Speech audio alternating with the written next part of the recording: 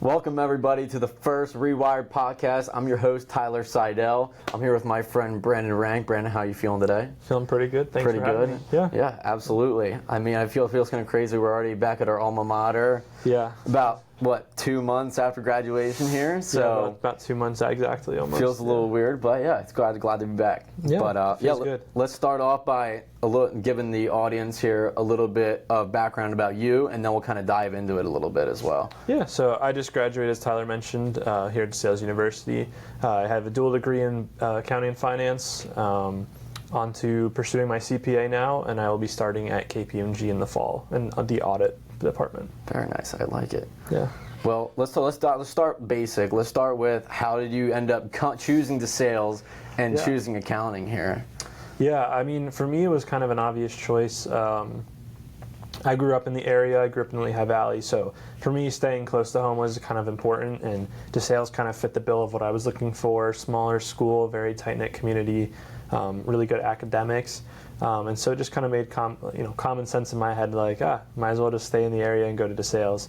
Accounting-wise, it really just kind of stemmed. In high school, I took two kind of like intro to accounting courses. And obviously they're nothing compared to what we actually covered and what the CPA exam is preparing us for.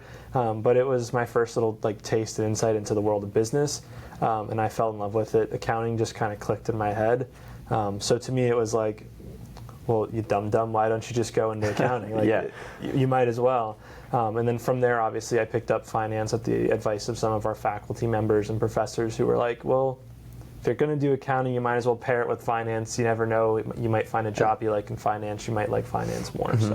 So it just kind of took its way, and that's how it came. Yeah. No, so for those of you who might not know, me and Brandon both went to school together, both dual degrees in accounting and finance, so we kind of went through the ringer a little bit here together. Sat next to each other at graduation. Exactly. We went through it all together here, but one of the interesting things that's kind of developing nowadays is not just getting an accounting degree, it's like mixing it with something else. A lot of it is adding a finance is good, and also adding some data analytics there. You took some data analytics class, right? I did like our track or minor in data analytics, Yeah, do you want to talk a little bit about mixing the degrees and how you feel about that? Yeah, I mean, honestly, I was very skeptical at first, I won't lie. I was also a little terrified, because for me, finance was like this big daunting, you're an accountant, you're just kind of like the number cruncher. If you're in finance, you're really smart. Honestly, but I found the two paired really well together. I felt like the things I was learning in one class kind of helped me prepare for the other side of things. So, something I learned in accounting was helping me in my finance courses and vice versa. And there's a lot of overlap of, the dreaded time value of money and things like that, where you're learning it in one class and then you're using it in another. So I thought it honestly paired really, really well together. And then pairing that also with the data analytics side, I thought was just kind of something I never really saw myself doing, but I really enjoyed, manipulating spreadsheets and data and things like that. And so once I got into the actual learning about data analytics, I was kind of like, this is actually really cool. You can do a lot of cool things with it, applications of your accounting and finance topics that you didn't really see were possible before data analytics. So it's really cool to see what have people actually done and what can you do.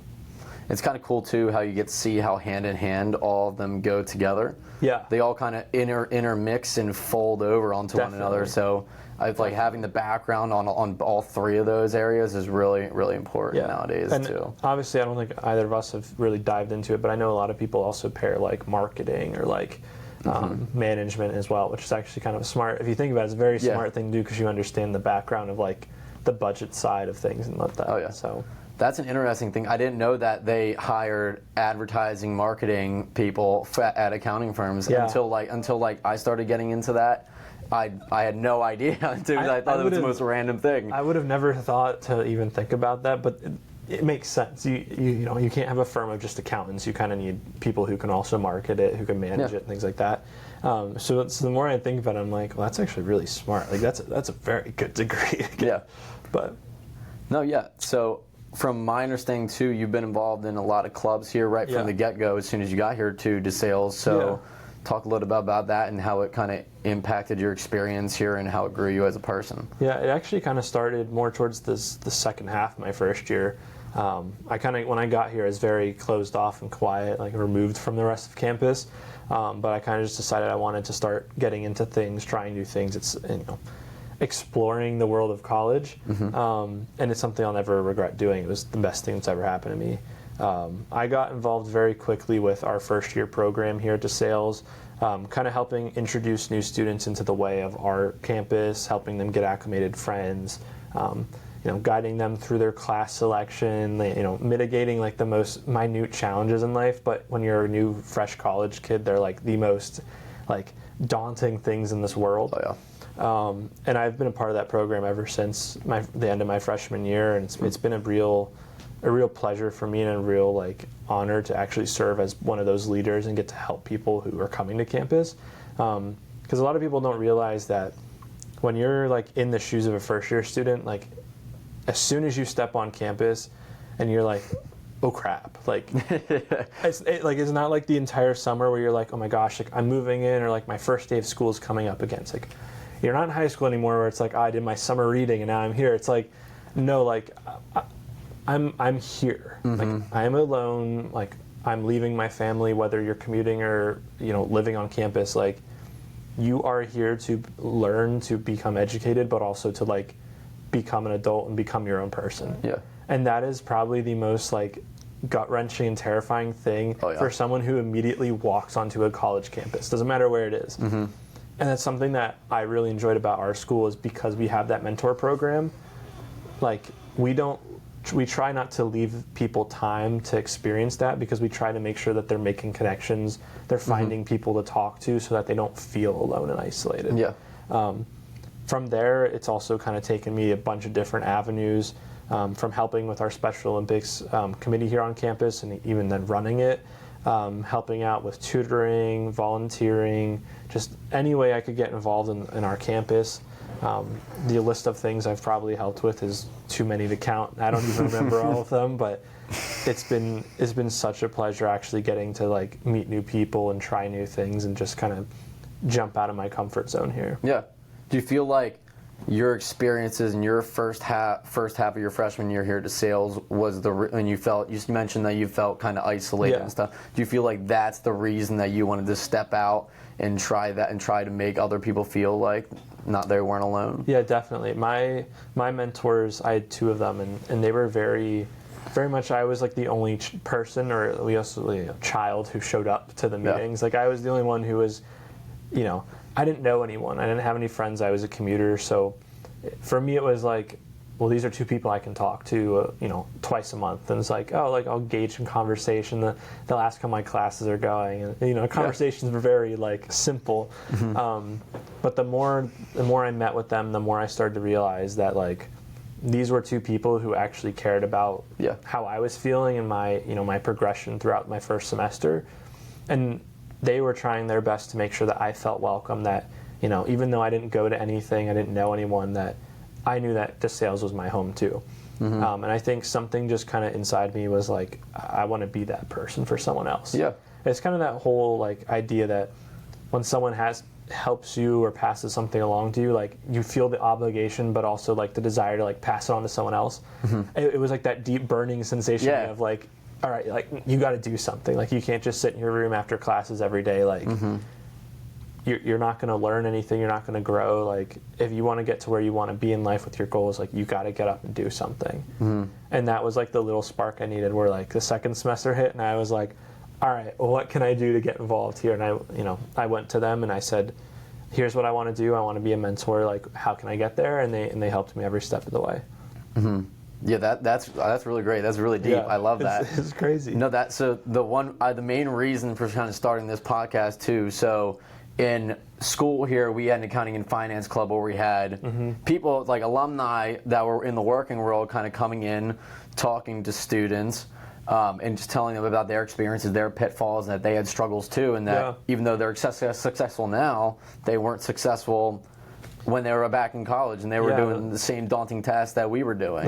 There's people who are, they're partners now, or they're managing directors, and you're looking at them and you're like, how did you get there? Yeah, and then they're looking back at us like, I've been in your shoes, I get it. They're like, you are the spitting image of what I was as a college student. Like, it's okay. Yeah, it makes it feel better too, because then this is kind of my way of helping other people, listening to other people, kind of continuing that for my growth and for everyone else's growth and sharing with people. No, definitely. So, yeah. So let's. So from my understanding too, you have a bunch of friendships and relationships that you've gotten from all these opportunities and stuff like that. So I feel like talk a little bit about that and how much taking those opportunities that you were once hesitant to take, how much it gave you overall. Yeah, I mean, we always joke in our first year program that as soon as you walk into the room for that first meeting, you've made like 50 new friends. For me, it was quite literally, I've made 50 new friends. Yeah. Because I knew nobody. I'll never forget, it was April of our first year. This is still back during like the COVID era, like everyone's wearing a mask, we're all masked up. And I walked into this auditorium and there was like 50 people sitting there already, all chatting. Half of them knew each other. It's nerve-wracking. And I just remember being like, oh, I do not belong here. I was like, I am way too quiet for this scene. But then I started to notice like, oh, there'd be like a pocket of people over here talking, pocket of people over here. But then there'd be a couple other quiet people, like one or two people talking. And I was like, okay, like maybe I can do this. Let me try it. And I sat down, and one of the people that I had an accounting class with, that I had actually the day before had sat across the hall from studying for our final, and we both recognized each other. And he was like, "I didn't know you were in this," and I was like, "I didn't know you were in this." Yeah. And that was like the first like real kind of like, okay, like I'm okay, like I'm comfortable now. Yeah. And from there, it's just, man, you have no idea. Like, I came back in August. We moved back in early to just training week, like how to prepare for orientation, things like that. And I just got so close with everyone. It was nice. Obviously you don't know all 50 of them as your best friend, but I made 5 or 6 really, really close friendships that have lasted with me and evolved into, I may not stay in contact with them as much anymore, but the second we see each other around the area or something, it's like, oh hey, like how are you? Like, how are you doing? Like what's it's like going fireworks kind of going off. Yeah. But every year you meet new people. You're exposed to different groups on campus. I was really close with a lot of the upperclassmen. Then they graduated, so then I got a lot closer with my class. Yeah. And from there, I mean, it's just been incredible. I mean, I've gotten the pleasure of helping out with not only this program but Special O through my connections in this program, helping out with different service projects, different groups on campus, helping plan or like take pictures and photos and videos for like our talent competition here, just because I know the people who are working in other organization, they're like, Brandon, like, you have a camera, like, do you think you could take pictures for us? And I'm like, you're like, yeah, of course. Yeah, sure, I got nothing better to do tonight. Like, just that kind of thing where those friendships and relationships are things that, like, there's a lot of inside jokes and things that I'll remember for the rest of my time, where it's like, even if I don't talk to them every day, like, I know they're there, and, if I reach out, they reach out, like, we'll be there for each other, we'll catch up, it's just, it's incredible to me, and it blows my mind to see, like, from high school to now, like, how that's big comparison. Changed. It is so funny, even when I talk to my parents or, like, my boss here, and he'll just be like, dude, like, you're like completely yeah, like, who are you? Yeah. Like, he's like you would, like, you don't recognize yourself, and I'm like, no, I don't. Like, it's crazy. Yeah. It's kind of crazy too, because that first step is the hardest step. Yeah. But once you take that first step, then it just like a rolling ball. It just, the inertia just takes over. And it is terrifying. Yeah. Oh yeah. There was so many times where, I mean, even to this day, where the self-doubt never goes away. The self-confidence is always like the back of your head, like, should I be doing this? Like, am I qualified to take this on?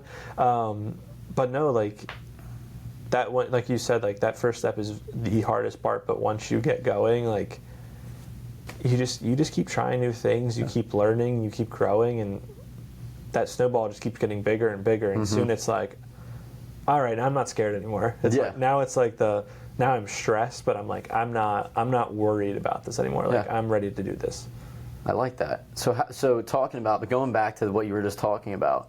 So talk about how you kind of handled the stress, and whenever you get those moments of self-doubt, how you kind of handle them. Are there any habits or routines that you like to do that kind of clear your mind, or what do you normally do here? I mean, some of them are probably not the most healthy. But I'm always learning new things about myself and what calms me down. But I found very early on in college, the number one thing that helps me when I'm really stressed, when I'm really anxious, is to like stop whatever I'm doing, put on some music, and just sit there. Mm-hmm. And I don't, like, even if it's just for like 5 minutes, and I just kind of like close my eyes sometimes, just listen to music, play along to it in my head, whatever I need to do, and just breathe. Mm-hmm. And honestly, that is like, that's like my reset. And even if it doesn't, like, you know, nothing's going to completely de-stress you or anything, but it gives me that little bit of like okay, like either you're overthinking something, you're like being too self-critical, or like you need a break, like, you know, so the CPA study, you're doing like 6 hours, and you're it's like, tough, it's brutal. You're like, why am I getting this question wrong? And you're like, because you've been doing it for 6 hours. Like, take a 15-minute break. I just found that was the most important thing for me. It was like, I need a mental reset of like, let me get up, go get a snack, but let me just put some music in and just listen. Mm-hmm. I found that once I started doing that, things became a lot easier of like, okay, like whatever is worrying me, whatever I'm stressed about, like let it go for a second. Like, it's not the end of the world if it's not perfect in that kind of sense. But even sometimes that's not enough, and that's where I rely on my girlfriend a lot, is to like, you know, studying for my CPA. Like I said, like once you do a lot of, you know, 6 hours of CPA studying, you're in those videos, those you need to get back to reality here a little bit. You're sitting there and you just get really frustrated sometimes because you make stupid mistakes on things. Mm-hmm. And that's the same thing with anything in the real world. Your job, like, you're gonna make dumb mistakes, and you get frustrated at yourself. And for me, it's like just being with her, around her, like talking to her and being like, I'm so stressed, and she's just like, all right, like, take a break, calm down, like it's not that crazy right now, like whatever's going through your head is just something because you're tired and you've been doing it for a while. Like, let's take a break. Oh yeah. And that changed everything for me when I started getting that like outside feedback of like, no, like you need to like stop what you're doing, and like, because sometimes even yourself, when you're stressed, you don't realize you're stressed, and you're like, no, I can keep doing it, like just one more page. We've all been in those moments. One more question, before. Like I can do it. But to have someone from the outside be like, all right, like let's just take a break. Let's, you know, read, watch a TV show or something, like mental reset. Yeah, that's like the most important advice I can ever give someone, is like, find whatever makes you like reset mentally, even if it's just for a couple minutes. Do that thing. I like that. I feel like, what is it? So for this page too, we do podcasts on here, but in between podcasts, we kind of do book reviews too. Okay. And the first book that we ended up doing a review for was "Don't Believe Everything You Think" by Joseph Nguyen. And one of the big things that he talks about is how thinking is the creation of all our suffering. Yeah. And once our brain starts running, it just starts running. It does not and stop. It just, and it's about finding those things that make you calm down, whether it's just taking a break, going for a walk, going out with some friends, or with your girlfriend or something like that. I feel like that's so important. Yeah, and for everyone it's different. I mean, I've talked to a lot of my friends, and you know, when I've been really stressed, they're like, oh, like, hey, try this, and you know, things don't work for me, things that work for them. But the most like popular ones I've heard are like reading, taking a walk, exercise, music, like just grabbing a snack, like anything to get you away from what you're doing and remove yourself, and then come back to it. So, I mean, whatever it is for you, it's like that's what you got to find. It's one of those things, though. It's a trial and error thing too, because like, again, just going back to taking that first step. It's the hardest part. Yeah. But once you take that first step, you start to learn, and you fail. Once you start failing, it sounds so awful to say, but once you start failing, that's when you start learning the most about each other, and it comes from trying those new opportunities and things you're not sure of. Definitely, and I'd say I've definitely had a lot of very stressful moments, whether it be with orientation. You know, things are bound to go wrong when you have like 500 new people coming to campus, and you know, you're trying to coordinate between 60, 70 different people. Like, you know, we're not even the ones that are like in charge of it. We're just like the you know, the student leaders. But oh my God, the stress that you get as a student leader when you see everyone else who's stressed and you're like, you still feel like you're in that moment like 4 years ago. You're like, I've got 500 first-year students who have no idea what they're doing. They're all looking to us. Like, we're looking above us. They're looking to us. So it's, the stress of whatever you're doing, your job, whatever your, new thing you're trying in life, like, it's always going to be there. Yeah. But it's a matter of, like, how do you handle it? But no, I find it so exciting to, like, be stressed sometimes, so long as it doesn't cross that threshold of, like, making me, like, my body, like, worn out. Yeah. It's like once you cross that threshold of mental exhaustion and physical exhaustion, you're like, all right, I need a break. Oh yeah, you have to like listen to your body too, because your body's going to tell you maybe before your mind. And that's actually another interesting thing. So one of the books that I did a review. No, it was actually a quote, I believe. I believe it was by Mel Robbins. One of the things that she said was that your mind and your gut are connected, and sometimes for some people, your mind tells it before your gut feels it, or your gut feels it before your mind feels it. So sometimes you get that feeling deep down. You might not know you're worn out, or you might not know that somebody is just not, like, especially with relationships too. Sometimes you're just really drained from people. Or, like, it's your body telling you that that's not for you, or you need to take a break, a mental break. No, I agree with that. I mean, all the times that, from Special Olympics and trying to plan that, or, orientation things, or, just helping with a random, like, event, like, there's been so many times between that and schoolwork where it's been like, wow, like, I think I remember it started probably in, like, April of our junior year. And I got, like, really burnt out. To the point where I was like, I don't want to work on any other projects. Like, I barely doing my schoolwork. Like, it got to the point where, do you remember, like, our partnerships exam for tax? Oh my gosh! Like that was tax class was something. Tyler and I and our friends came in at 7 a.m. We had an exam at 9:30. And we busted out some hardcore studying, but that was the only studying I did for that exam. And for me personally, that was like rock bottom of, like, okay, like, something needs to change, because I was so tired and so worn out and so stressed, and you wouldn't really know it unless you really, like, knew what I had done. Like, the people around me were like, dude, like, you need to, like, cut back on some stuff, like, you're doing too much. And for me, I was like, no, I'm okay. But that was, like, the first time where I was like, normally I study for, like, a week and a half, 2 weeks for an exam like that. I was like, I just studied for 2.5 hours. I was like, I don't know how this is going to work out, but I was like, something needs to change here. But yeah, when I think as soon as you start to feel that stress, and you got to do something about it. But even so, I think it's more important to find ways before you feel that stress. Whether it's, before you go to bed, reading a book or watching a TV show you like, or, something to calm you down after the craziness of each day, to kind of give you a mental reset for the next day. Yeah.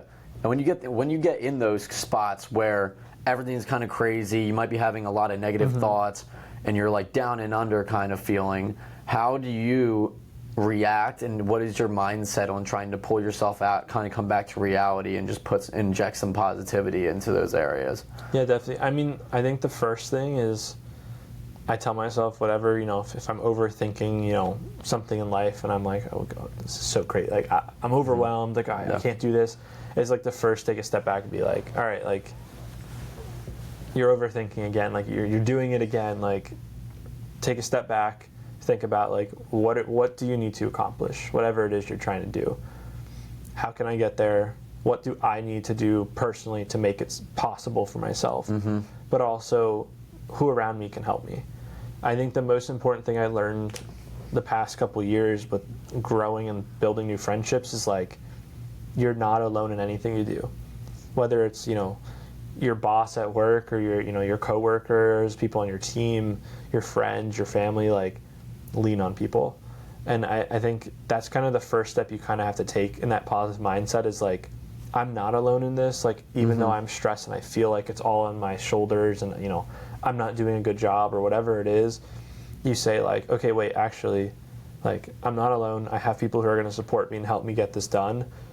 I'm going to use them to my advantage and like, you know, transfer some of that load off my shoulders. Mm-hmm. And then I think it's important to say like, no, you can do this. Like to think back on everything you have done.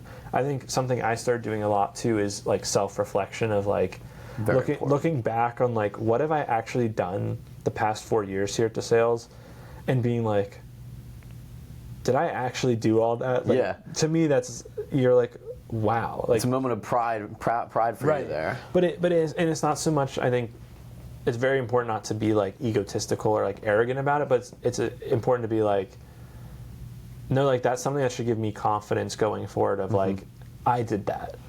And, you know, and I worked with all these people, and that's how I got all these friendships, and that if I can do all of that as a really scared college student who has no idea how to adult in the world, like no idea how to do any of this stuff, but I can come into a new environment and learn and grow and be with new people, then I can do anything. Mm-hmm. You know, it just, you put your mind to it, you give yourself that positive mindset of like, no, like believe in yourself, other people believe in you, and you have other people to support you, and like you'll get through anything. It may suck. There's no sugarcoating it in life. It's not like, easy. There's a lot of things that are going to be very challenging and very difficult, but if you work together, you work with other people, everything's possible. Mm-hmm. And if you fail, like you can fall and you can fall, but there's people to help you get right back up and try again. I love that. So how important do you think having like deeper relationships or friendships with other people are to success, and how important do you think the balance is between work and friendships? I mean, I think in the first sense, like your friendships and relationships with other people are like the most important foundation for like how you can grow as a person, as a professional. Mm-hmm. They always not joke, but like people are always like, oh, like you got to go out and network, and they're like, oh, like you got to go to all the events you can go to, meet as many people as you want. I mean, I agree, but to me, it's more of like, no, you need to meet new people who have similar interests to you, who can teach you something new. Mm-hmm.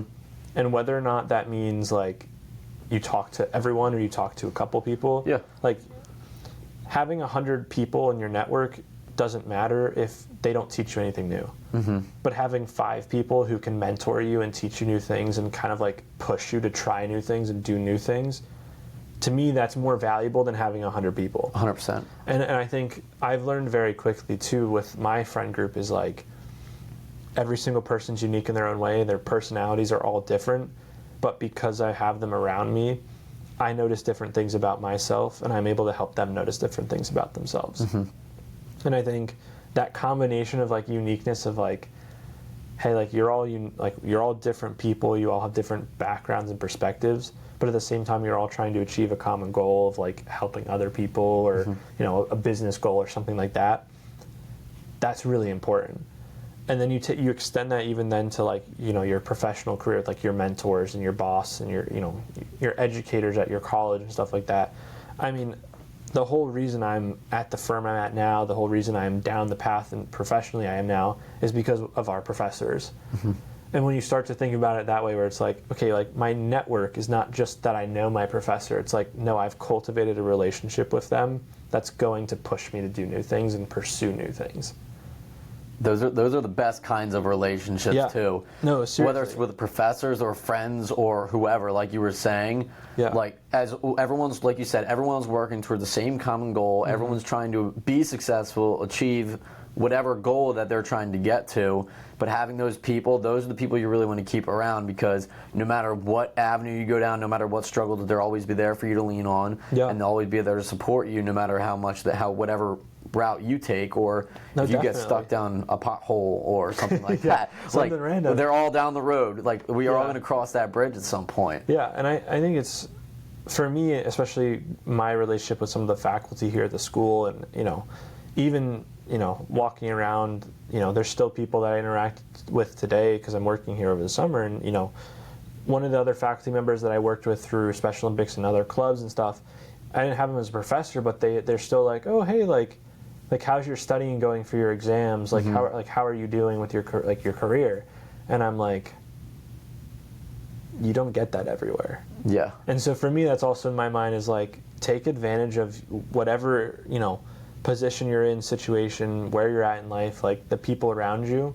If you want to make a connection, like you can most definitely make that connection.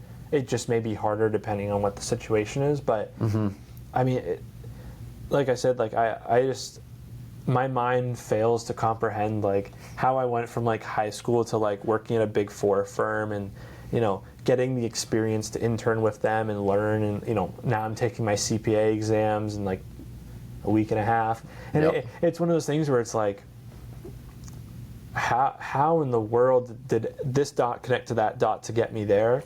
But then you just kind of think back like, what, because you made it happen. Like, obviously I also believe like, things don't just happen, but like things happen for a reason.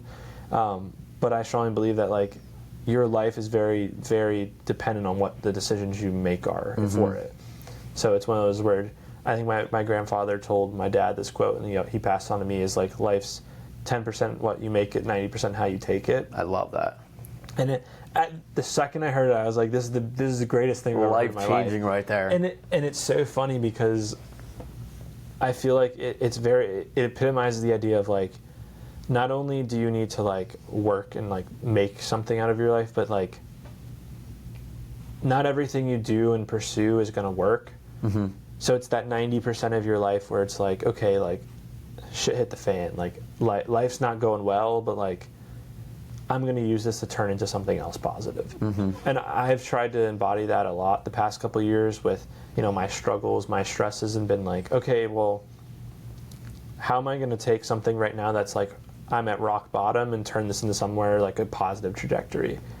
And I like every time I like am really like upset or like really stressed, I just think about that and I'm like, wow, that's really, really smart. I'm like, I wish I thought of that. Like that's crazy. Because you start to realize that,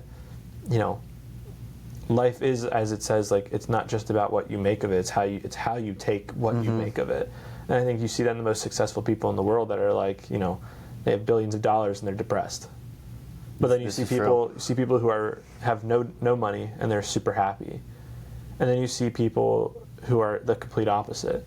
And you just kind of see that it's not about what you have in life or what you've done, it's about how you've processed it, how you've interpreted it, and what's your perspective on life. And I think that's so critical for anyone in this world is like, you may have like the worst job possible, you may be hating it, but like, what are you going to do about it? And like, how are you going to process that mentally for yourself? And what are you going to turn into, what are you going to do with that information of what that experience is about?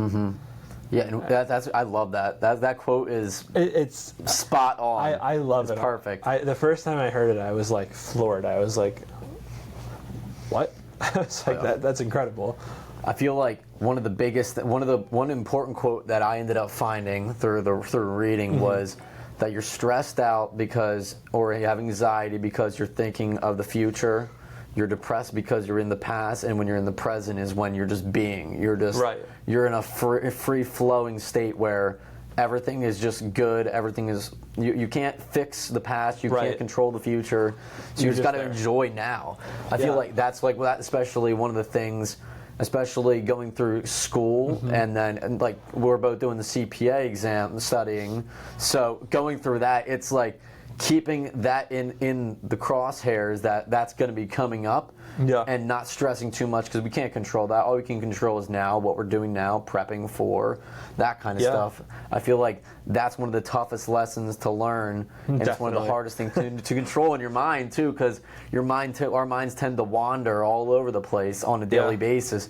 So to kind of keep it controlled, not letting those thoughts wander too much, I feel like that is just super uber important. I feel like you really talked about that a lot. And I struggle with that still to this day. Is like, even after the past 4 years of friendships, relationships, and things like that, where you overthink or you're going through a class and you're like, man, like I really just don't get this, and you just start to think, you're like, oh, like my final's coming up, like what if I don't do good on this? Like what's my what's my grade going to drop to? Oh, my GPA. And then you start going in the rabbit hole. It just starts keep going. And then you're like, then it's snowballing. Friendship's not going well, and you're like, man, like what if they hate me?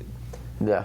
it is so easy to flip that switch and just let your mind keep running. And you know, I've had a lot of sleepless nights over the past 4 years where my mind just won't stop, and I'll be up till 2, 3 a.m. and I'm sitting there in bed, laying my sheets over, and I'm like staring at the ceiling. I'm like, are you kidding me? Like, I have an exam tomorrow. Like, I need to go to bed.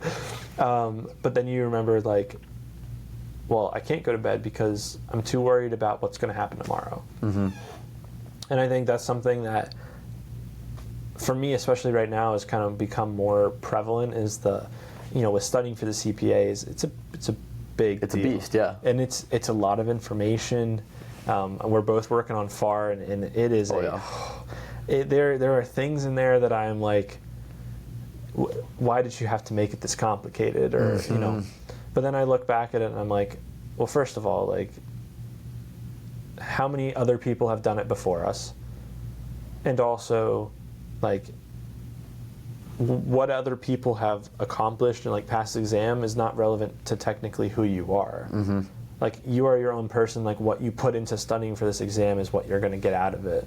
And so for me, I think the overthinking has come into a lot of like I need a 75. Like, you know, I'll be doing my multiple choice and I'll get a 66 or I'll get a 73, and then the next section I'll get an 85, and I'm like, all right, I feel good about this one, but then I'm like, but wait, I made like 5 really dumb mistakes in the last one.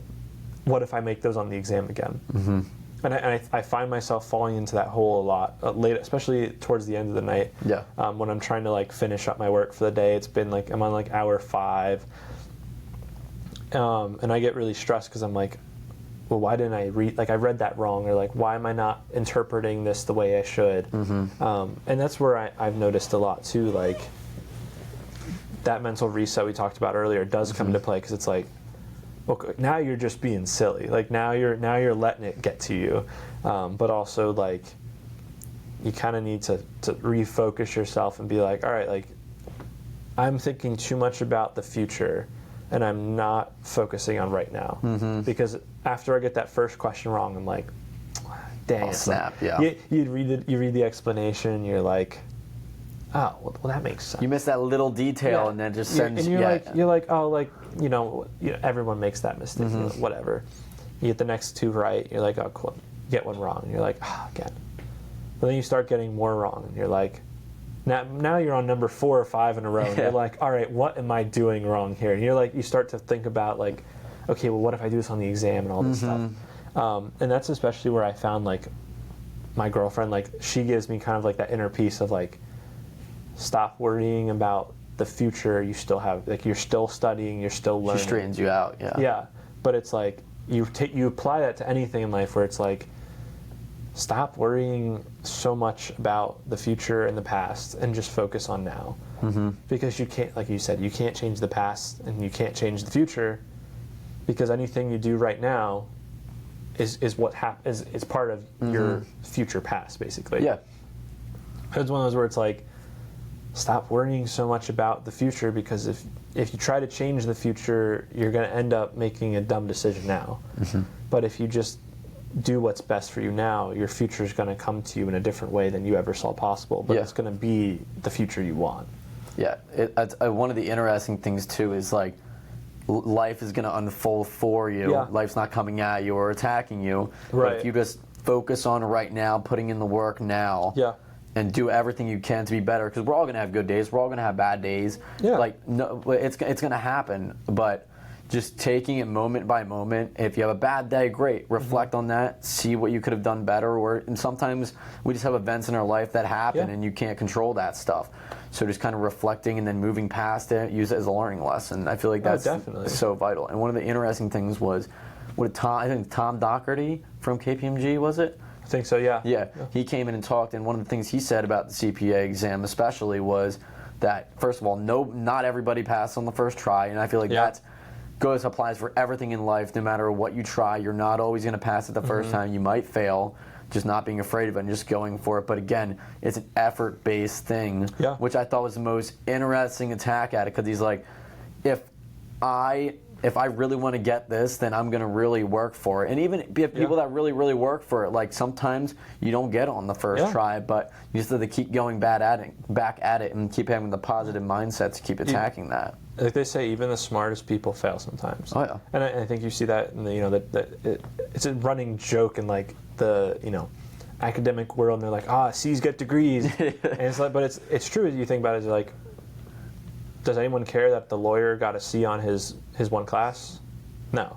Does anyone care that the partner in a major firm got a C in his accounting class? Mm-hmm. No. They care that and you have the knowledge and the understanding of life's events and all of the education, the rules, the things that you've internalized over the years that have gotten you where you are. They care about that. They care about your experiences, not your grade. Mm-hmm. And I think that's something I remember one of our trainers told us when we were down in our training facility for my internship. Was they were like personally, they were like, I passed on my first try, but they were like, a lot of my friends didn't. And they said, it's really hard, especially when you get to that, like, you get like a 71 or a 72, like you're right on the edge. And he said a lot of his friends, it really sucked. Like it took a while for them to kind of like process that. But he was like, but they've all said like the second time they took that exam, they tried harder, they put more time into it, they focused more on the areas that they were struggling with, that they thought they were good in, and they more than exceeded their expectations for their score. And I think that's so true. Is like, if you're so focused on that one thing or that one I'm gonna pass the CPA exam, but you approach it with the mindset of like, I know what I'm doing, you're not gonna pass that exam. The way you pass that exam, like you said, is you put in the effort, you put in the time and the hours. And even if you think you know something, you go back and you review it one more time. 100%. Because it is that little tiny detail that you miss that will cost you. Oh yeah. And it's so relevant to everything we do in this world, because it's like, just because you understand 5 pages of the law doesn't mean you understand that one sentence. It's like, it applies to anything you look at. And I think that's so critical, even like reading a book and you're like, I understand the storyline, but you skipped a page. Yeah. You've missed so much information that it's like, give yourself that confidence and effort internally to be like, no, like I want to put my time and focus on this and like actually master it. Yeah. So what are some things that you do on a daily basis? Because you mentioned sometimes you get stuck in the gutter, sometimes you just have a lot of stuff going on. So what do you do every single day that makes you appreciate what you do and just keeps your head straight and keeps you focused? Some habits, whatever it may be. I mean, the first one is a little cliche, but it's really my girlfriend is starting off and ending my day with a very, strong relationship with her, and, starting my morning talking to her and ending my day talking to her. It gives me kind of the right mentality of how to reset and also to start my day with a calm, like, refresh. She's the most important thing to me, and it kind of starting with that, encouragement and that person like by your side every day is very important, and like a habitual thing for me of like, this gives me the calming energy I need to approach like the craziness of today. And then at the end of the day, when it's like, whoo, that was a wild one, like having that same kind of calming period is really important. I think also keeping myself organized. I try to write down, or whether it's in my phone calendar or anything, like what's going on, what are, just made my car appointment the other day, like I gotta, make sure I write that down. I schedule out things, to-do lists, anything like that. I think for me, that's a great way to kind of like organize your day and also make sure you're staying on track.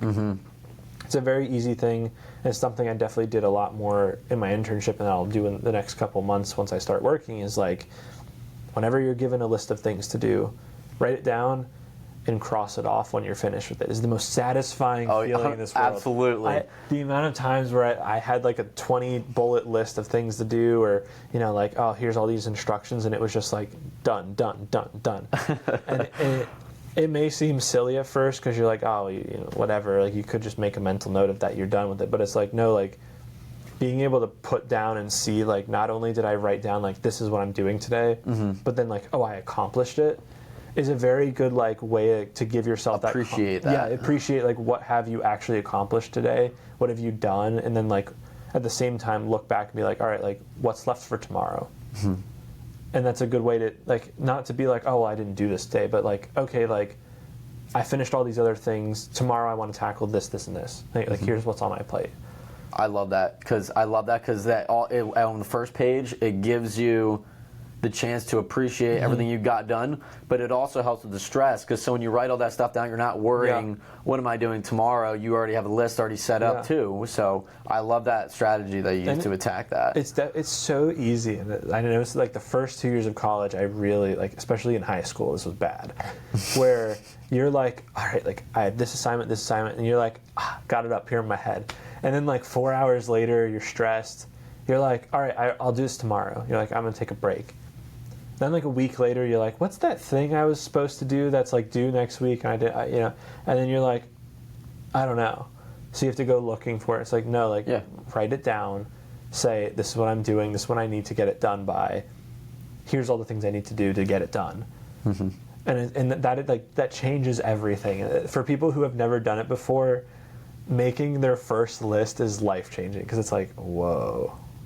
Like, I could track this now. Especially when you get into, like, the first week. Like, once you get finished the first week, you notice the impact that it has on you. Because I remember I started doing that, I think it was, I want to say, sophomore, junior year of college is when I really noticed that I was having so much on my plate. Yeah. And I was like, I need to manage my stress. And I wasn't, exactly. And I wasn't taking that time to really focus on what I've done and achieved in the past. So I'm like, let's figure something out.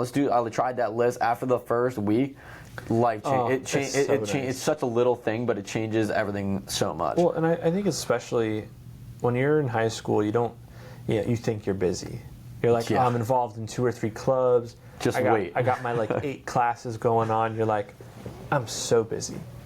And then you get to college and you're like, I'm taking 4 or 5 classes a semester. Like, this should be a piece of cake.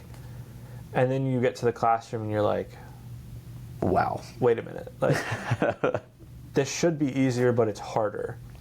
And it's not harder in the sense of, I think this is always what I've heard that I've kind of thought of, like, the way people approach college is just wrong. Mm-hmm. They're always like, oh, well, college is just like, it's harder. Mm-hmm. Like, the classes are harder, the homework's harder, all this. I'm like, honestly, not really. And a lot of times I found that high school was actually, like, harder, more rigorous in the sense of like what were the homework assignments and like what was the exam expectations. The challenge with like a college atmosphere and when you start getting closer to you're graduating and then going to professional careers, like it's no longer like there's no one to hold your hand anymore. Mm-hmm. So your homework assignment is up to you whether you want to do it or not. And it may still be the same question you got in high school, but now the pressure's on you to make the decision of what you're going to do. And then also when you pair that on top of, okay, well now I need to study, and it's like, in high school they're like, here's this exam, we're having it in 2 weeks, here's a study guide, all this stuff. In college, you get a study guide, you're lucky. If you are lucky enough to get a study guide, it probably is just a list of topics. It probably doesn't tell you anything about the questions. And second of all, like the professor's not going to be like, did you guys fill out your study guide today? They're like, nobody will hold you accountable. It's all on you. Yep. And so I think the funniest and like the most realization moment for me was when I got my first class was like, oh, like I have less work to do, but I feel more stressed because I realize how important this actually is. And that's what makes college challenging. That's so true. And then on top of that, you start to really get busy. Mm-hmm. And it's funny because I always people one of the first things to tell them as like a first year student is I would always say, listen, like you're not in a classroom from 7:30 a.m. until 2:30 p.m. for high school anymore. Mm-hmm. It's like you're in class for like 2 or 3 hours a day at the most usually. The rest is on you. The entire rest of the day is on you. How you choose to devote time to studying, extracurriculars, hanging out with friends, pursuing, hobbies, going out to, restaurants, things, whatever you're going to do in life. when you think about it, you're like, I'm spending half as much time in the classroom as I did in high school, but I'm spending a much greater amount of time studying, doing things for life, whatever it is. You start to look back on high school and you're like, oh man, I was not busy. You're like, that was the dream right there. Like, I want to go back to that, because instead of working till 4 or 5 p.m., you're working till 1 a.m., 2 a.m. Because you've trying to fit all these different things into your life now as an adult that you've never had to before. And I think, obviously, we haven't really gotten the full taste of that yet, but the second we start, working, we move out of our own houses, get our own places, like, that's only going to get harder. Yeah. And that's with the cycle of life, too. I feel like it's a repetitive cycle of just continuous learning, first of all, and just continuing, just push through, because it started with the high school. Like, going into high school, I remember was a daunting task. Oh, it was. Then it was going to college, and then now it's going into the working world. So it's like a continuous thing. And even when we get into whatever job we're getting into and stuff like that, getting into it and going through the job, maybe whether it's promotion or whatever, you're going to go through the same exact process that you went through. And the same feeling. Exactly. Yeah. And it's every step you take in life up, like to a new thing, from high school to college, from college to your first job to your second job or your next promotion, just seems like such a, unattainable thing in your, in your head. You gotta give yourself that positive mindset of like, no, like, this is my next step. I'm 22 years old right now. Like, the past 22 years of my life have been preparing me for this next step. And when you look at it that way, and you look back on everything you've done and you've accomplished, and you give yourself credit for it, like we've talked about, it gives you that kind of like reassurance of the mental mindset to be like, okay, like, I've taken a leap before, like, I'm no longer taking a leap, I'm taking a step. Or I'm not taking a step, like, I'm just sliding my foot forward a little bit. Even though those big life moments get harder and harder, it gets easier to take that step because you're so used to that mindset of like, I've done it before and here's where it's gotten me. I've done it before, I've learned this, I've done it before and I stumbled, but then I got back up, I took another step and I got to here.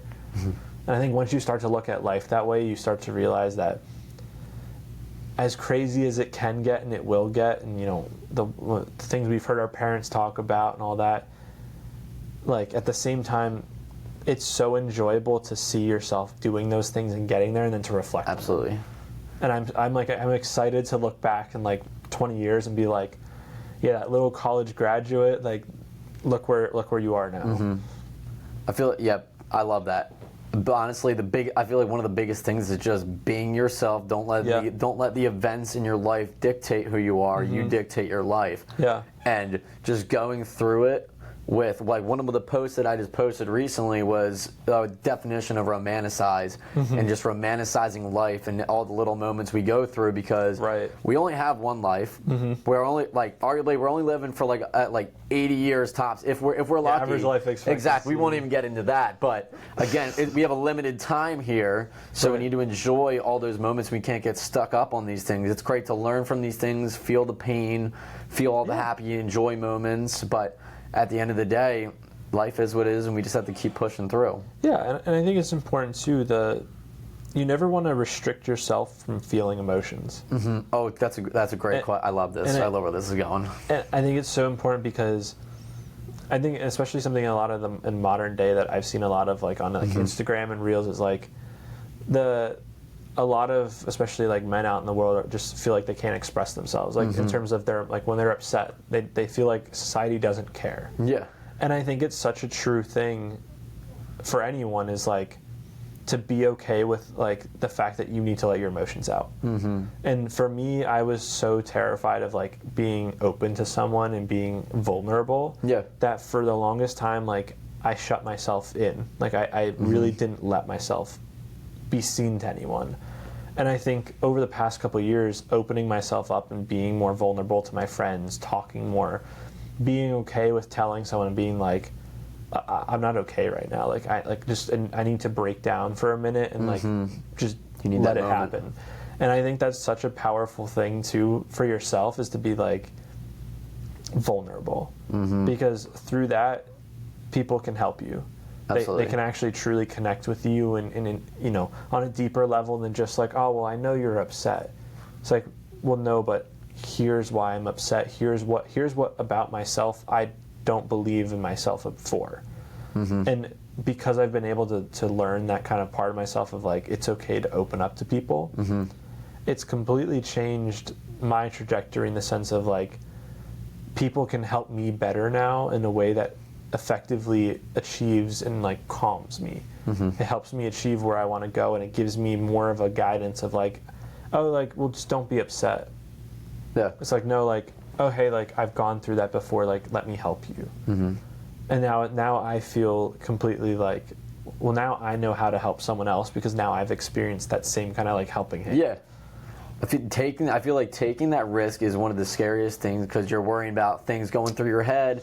Like, are they going to resent me for this? Right. Are they going to think I'm crazy? Like, that kind of thing. Are they going to think I'm stupid for having that feeling? Exactly. Yeah. But, like, at the same time, without taking that risk of opening up, being vulnerable, you won't have the reward of the potential growth, or to being vulnerable can be really important in relationships too, because again, if you're just in a relationship with somebody or a friendship or whatever it may be and it's all sunshine and rainbows, then it's probably not the best for your growth. Because no matter what friendships, relationships, you're going to go through these problems, and having somebody to open up, to be vulnerable to, is so important. And some people really tend to just shy away from that and get scared or frightened when another person opens up to them. And it's just, again, it's one of those risks. But again, the ones you need to keep around are the ones that you're able to lean on, or you're able to say, hey man, I'm struggling, or I'm going through it right now. I really need you to be there for me. And then they're going to be there for you. And those are the ones you need to keep around. Like, that's the positive energy that you need. I feel like everybody needs to have that in their life. And if people are doing other things than that, then you might need to reassess your friendship, or you might not have the grasp of how it might actually be. And that's the most important thing too, is like, don't just surround yourself with someone who's going to be like positive, like, oh yeah, like this is great. And like, obviously you need people in your life who are like enthusiastic and like positive things, like help you celebrate the really important moments in your life. But I think it's equally as important to have people in your life who are understanding, who are able to be empathetic, and who are able to understand that you're hurting and help you through it. And I think it's just as important to weigh the scales of like, my super happy, positive friends, I'm like, yeah, let's go, let's go celebrate this. And the person who's like, you call in the middle of the night when you're like, I really need someone to talk to. And for me, finding that balance has been so like crucial of like helping me grow, because it's like, I know when I have something that's going wrong in life, like I know exactly who I can talk to make it better. 100%. And that's good. I feel like a lot of people in this world sometimes don't have that, or they have the wrong person. They haven't realized it yet. But oh man, when you find the person that actually like makes that difference for you, it is life changing. Oh yeah, I find that so funny, because I remember our friendship kind of began sophomore, junior year. It was in between there. It had to have been, it was somewhere in between there. Either way, I remember we're sitting down at the table. We're both like, we just really need to crank out studying here. Like, let's just do this together. And I feel like it's kind of grown ever since then, which I love. So let's wrap it up. I want to start wrapping up every podcast here with you telling the audience and the viewers one or a couple things that you feel are so important to know going through life right now, that might be struggling or might be having a good moment, or have a lot coming up ahead of them that you feel that they need to know. Yeah, I mean, I think the first biggest thing that we've kind of addressed throughout the entire podcast is like, don't be afraid to try new things. I think from my life perspective, my experiences the past couple of years, the past, growing up and things like that, the worst thing you can do is pigeonhole yourself into believing that you can't do something or you can't try something new. I think once I left that mentality in my head, I mean, like I said, myself 4 years ago was unrecognizable from what I am to like who I am today and the things I've done. And that's not to brag or anything. That's just to say, like, not. Because I switched that mindset, completely changed everything in my world. I think also at the same time, another piece of advice that I'd say is really spend that time to cultivate close friendships, close mentorships, meet the people that are going to be the most important in your life, and don't just, don't worry too much about the fact of like, oh, like I my best friend, but like I don't talk to them anymore. Mm-hmm. It's like, no, you don't want a friend that you're going to talk to every single day, but who's not going to be there when you need them. Mm-hmm. Find the person that you cannot talk to for 5 years, and you give them a call and you say, hey, like I need some help, and they'll be right there. Mm-hmm. Like those are the relationships that you want in your life that are going to help you and be the most impactful for you. And I think the last thing I'll leave everyone with is just remember you're not alone. I think remember always the significance, the importance of your family. No matter what your family situation is, always remember that there are people in your life that love you, that are there to support you. And then remember that you have your group of friends, the people who are there to support you in every single way possible, the people who are going to celebrate the wins with you. They're going to help you more in the losses, and they're going to help you when you stumble and get back up on your feet. And I think if you remember that, there's nothing in life you can't do, because no matter what, there's always going to be someone to help you through it. No matter how hard you fall, no matter how many times you fall flat on your face, yeah. And you sit there and you're like, man, I am not getting this done. It takes that little moment to be like, all right, let me go ask for some help. Mm-hmm. And I think that's probably something I learned too this past couple of years. That's been really crucial. Is it is okay to ask for help. Mm-hmm. And I think whatever you're doing in life, whatever however successful you are, I know my dad always says this, and he's done everything in his company. He knows so much information, but he still asks other people questions. Mm-hmm. He still asks for help. And I think you look at the most successful people in the world, and they're not just doing whatever they want. They're asking, relying on other people. Mm-hmm. So I think no matter what you're doing in this world, never be afraid to try new things. Always remember the people around you who support you and are going to help you and ask for questions and help. Make sure you're not a know-it-all. Like, make sure you're talking to people. Yeah. But just be yourself at the end of the day. Remember, everybody, you got this. You're not alone out there. Yeah. All right, well, I just want to say thank you, Brandon, for taking the time to come out here, guys. And I hope you guys enjoyed this, the first episode here of Rewired Mindset. And we'll see you next time. All right? Squeegee chair.